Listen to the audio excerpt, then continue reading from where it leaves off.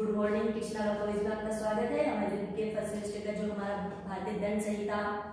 Subject है उसके बारे में बात कर रहे हैं। आज का जो हमारा सब्जेक्ट है और आज जो हम पढ़ेंगे वो है व्यवहरण और अपहरण, किडनैपिंग के बारे में।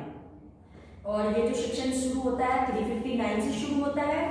और सेक्शन क्या कहता है, व्यवहरण दो किस्म के होते हैं। दो किस्म के कैसे? भारत में व्यवहरण और विधि पूर्ण संरक्षकता में से व्यवहरण। तो जो सेक्शन 359 जो हमें बता रहा है, तो ये बता रहा है कि अपहरण के या व्यवहरण के दो काइंड से, दो तरीके हैं जिससे व्यवहरण होता है। फर्स्ट जो इसमें है 360, भारत में व्यवहरण जो कोई किसी व्यक्ति का उस व्यक्ति के या उस व्यक्ति की ओर से सहमति देने के लिए वैध रूप से प्राधिकृत किसी व्यक्ति की सहमति के बिना भारत की सीमाओं से परे व्यवहरण कर देता है, वह भारत में से उस व्यक्ति का अपहरण करता है, यह कहा जाता है। अब इसमें क्या है कि भारत की जो सीमा होगी, भारत की सीमा के बीच में अगर जो कोई व्यक्ति इस तरीके का कोई भारत की सीमा में ही अगर जो किसी व्यक्ति को व्यवहरण करता है, किडनैपिंग करता है और उसकी तरफ से जो वैध रूप से जो सहमति देने के लिए, जैसे अगर जो कोई बच्चा है तो उसकी सहमति देने के लिए उसके गार्जियन, अगर कोई लेडी है जैसे शादीशुदा अगर जो लेडी है तो उसकी तरफ से उसकी वाइफ जो है उसका हस्बैंड, इस तरीके से यानी कि उनका अगर कोई बच्चा ऐसा है जिसके मदर फादर कोई नहीं है और उसकी तरफ से कोई और किसी के पास रहता है वो बच्चा, उनका जो संरक्षक जो होगा वो अगर वो उस बच्चे की तरफ से सहमति नहीं देते, यानी कि उसकी सहमति के बगैर उस बच्चे को भारत की सीमा के अंदर कोई भी अगर जो व्यवहरण करता है तो वो भारत में व्यवहरण कहा जाएगा। और 361 इज वेरी इंपॉर्टेंट, इसमें है ये वेरी इंपॉर्टेंट सेक्शन है और सेक्शन क्या आता है, विधि पूर्ण संरक्षकता में से व्यवहरण। अब ये विधि पूर्ण संरक्षकता क्या है ये हमें देखना है। जो कोई किसी अपरिक्त जो नर हो तो यानी कि अगर मेल है तो 16 साल और फीमेल है तो 18 वर्ष। ये कहेंगे हमारे माइनर की जो एक परिभाषा होती है, ये माइनर में आएंगे। में 16 वर्ष से कम आयु की यदि नारी है तो 18 वर्ष आयु की जो लड़की है किसी विकृत यानी कि अनसाउंड माइंड अगर जो कोई बच्चा है तो उसमें कोई एज नहीं होगी, ऐसे अपरिक्त या विकृत व्यक्ति को विधि पूर्ण संरक्षकता में से संरक्षक की सहमति के बिना ले जाता है या बहका के ले जाता है, वह अपरिक्त या व्यक्ति के विधि पूर्ण संरक्षण से व्यवहरण करता है, यह कहा जाता है। यदि कोई बच्चा ऐसा है, मेल है, अगर जो कोई बेटा बॉय है तो 16 साल और कोई फीमेल है तो 18 साल से कम, और अगर जो कोई अनसाउंड माइंड बच्चा है उसकी कोई एज नहीं दी गई है और उसको जो विधि पूर्ण जो उसके लीगल जो उसके गार्जियन है उनकी सहमति के बगैर उस बच्चे को लेके जाते हैं बलपूर्वक या किसी भी तरीके से, तो वो विधि पूर्ण संरक्षकता में से व्यवहरण कहलाया जाएगा। और इसमें एक स्पष्टीकरण भी है, इसका स्पष्टीकरण है इस धारा में विधि पूर्ण संरक्षण शब्दों के अंतर्गत ऐसा व्यक्ति आता है जिस पर ऐसे अपरिक्त या अन्य व्यक्ति की देखरेख या अभिरक्षा का भार विधि पूर्वक न्यासित किया गया है। जैसे हम पढ़ेंगे कि अगर कोई बच्चा अनाथ है और कोर्ट ने उसके लिए कोई एक ऐसा गार्जियन अपॉइंट कर दिया है कि वो गार्जियन ही उसकी जो बात उसको कहीं जाना है उसकी तरफ से यानी कि सहमति ली जाएगी। उस गार्जियन की अगर जो सहमति नहीं है तो उसकी सहमति के बगैर ले जाता है तो तब भी व्यवहरण, यानी कि वो जो व्यक्ति जो होगा जो कोर्ट द्वारा भी अपॉइंट किया जाएगा उस बच्चे की संरक्षकता के लिए, उसकी संरक्षकता में से भी यानी कि अगर जो कोई किसी उस बच्चे को इस टाइप के इस उम्र की इस एज का जो में आपको होता है इस लिमिट की एज के बच्चे को अगर जो लेके जाता है तो उसको किडनैपिंग कहा जाएगा। और 362 जो है वो है अपहरण। ये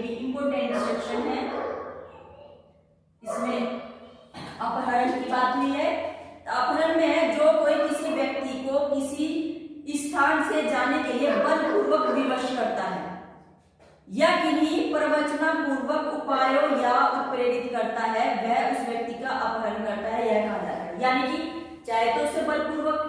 खींचतान के अगर जो किसी को जबरदस्ती लेके जा रहे हैं, दूसरा उसमें ये कहा है कि उस व्यक्ति को कुछ इस तरीके की प्रवचनापूर्ण उपाय, यानी कि उसको झूठ बोल गया या कुछ इस तरीके की बात बता दी उस बच्चे को या उस व्यक्ति को, या कोई भी एक व्यक्ति है, कोई भी एक बच्चा है, कोई स्त्री है या कोई बूढ़ी लेडी है, उनको कोई बहानेबाजी करके कि आइए आपको वहां पे आपका बेटा बुला रहा है, आपकी बहू बुला रही है, कोई भी कहके इस तरीके से बहाना करके अगर जो कोई व्यक्ति उसको लेके जाता है तो ये अपहरण कहलाया जाता है। एक हमारे विधिपूर्ण संरक्षकता का जो व्याकरण है, इसमें मैं स्टूडेंट्स को जल्दी से क्लियर नहीं होता है, इसमें एक इलस्ट्रेशन दूंगी मैं, उससे आप लोगों को क्लियर हो जाएगा। एक स्टूडेंट है, वो अपने कॉलेज जाता है और कॉलेज जब जाता है वो अपने घर से जाके कहता है कि मैं कॉलेज जा रहा हूँ। वो कॉलेज ना जाके कहीं घूमने फिरने के लिए जा रहा है, और घूमने फिरने के लिए जब जो जा रहा है बच्चा, और वहां से अगर जो उसकी किडनैप हो जाता है, तो क्या वह बच्चा, ये कहा जाता है कि क्या वो बच्चा संरक्षकता में था, विधिपूर्ण संरक्षकता में था? तो ये कहा जाता है जब तक, यानी कि वो बच्चा जब घूमने गया और घूम के वो वापस उसके आने का, यानी कि जब तक उस बच्चे के मन में ये वाली बात है कि मुझे घर वापस आना है, तो भले ही चाहे वो कहीं पे भी घूम के आया जाए तो वो विधिपूर्ण संरक्षकता में ही कहलाया जाएगा। परंतु अगर कोई बच्चा भाग जाता है घर से, और जैसे ही वो घर से बाहर भी जाता है, जैसे ही वो घर से बाहर कदम निकालता है, कहते हैं कि वो विधिपूर्ण जो एक संरक्षकता होती है, वो संरक्षकता उसी समय खत्म हो जाती है। यानी कि अगर एक बच्चा घूमने फिरने गया, कॉलेज न जाके घर वालों से कहा कि मैं घूमने जा रहा हूँ या मैं आज कॉलेज जा रहा हूँ, और घूमने फिरने चला गया और वहां से उस बच्चे का किडनैप हो जाता है, तो तब भी ये कहा जाएगा कि वो बच्चा जो था वो विधिपूर्ण संरक्षकता में था उस वक्त। और अगर वो बच्चा किसी के बहलाए फुसलाने में आकर चला जाता है और उस बच्चे को कोई ले जा लेता है, तो भी संरक्षकता में ही होगा। कोई बच्चा घर से बाहर ये घर वालों को ये कह के बात निकल जाता है कि अब मैं इस घर में दोबारा नहीं आऊंगा। कोई बच्चा जो है, जिस बच्चे के बारे में बात थी, मैंने एज डिफरेंस बताई थी आपको,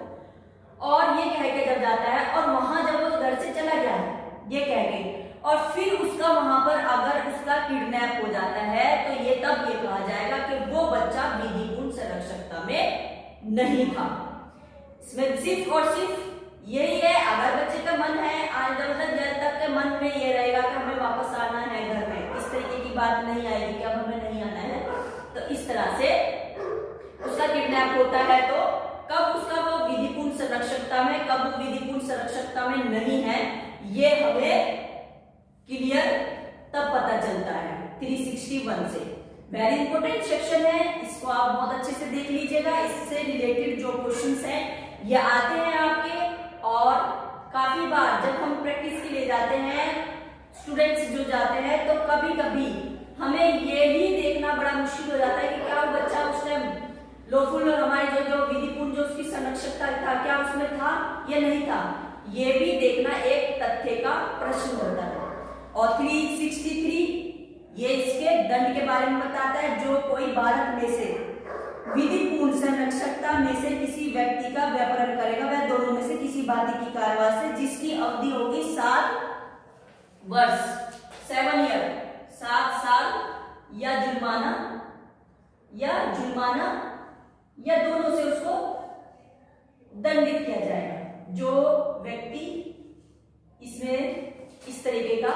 वर्क करेगा, और इसमें व्यापरण और अपहरण के दोनों के जो दंड है वो इसी में ही दिए गए हैं।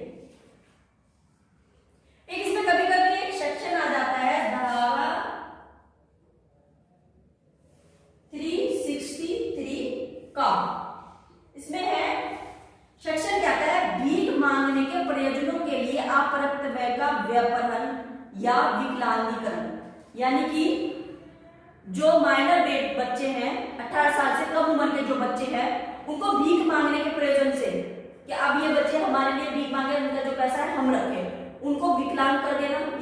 किडनैपिंग कर लेना,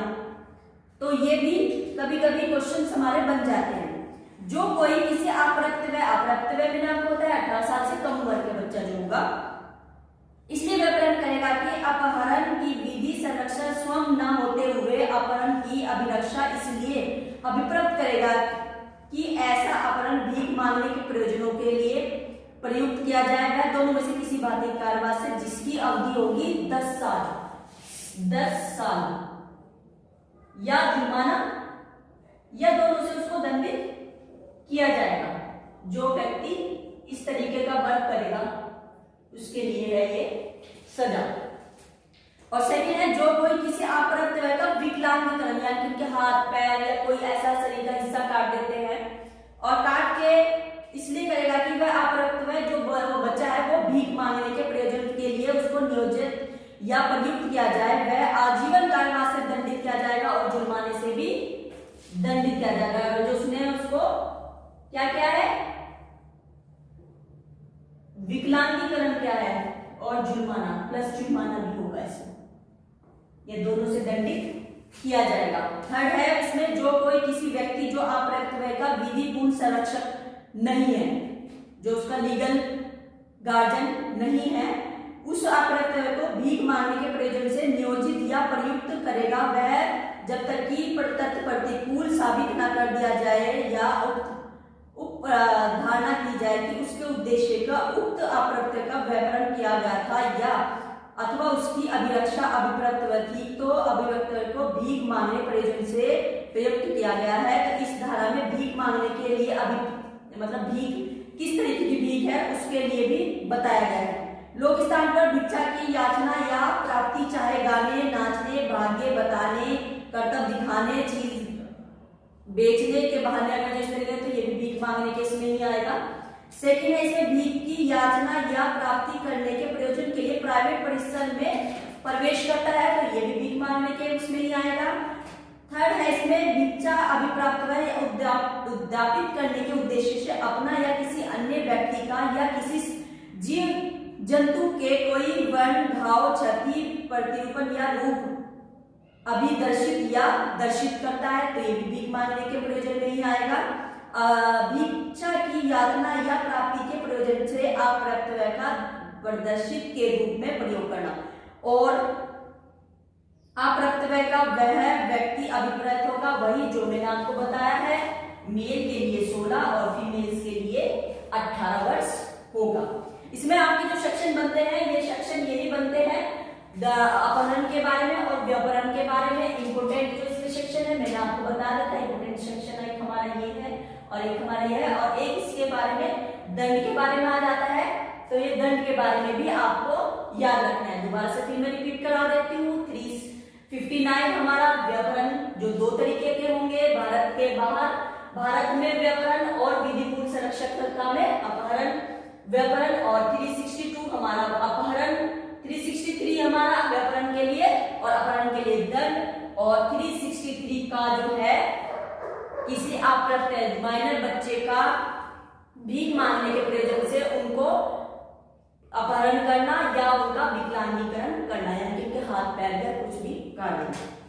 इसमें जो है ये क्वेश्चंस आते हैं, इसको आप अच्छे से तैयारी कीजिएगा। और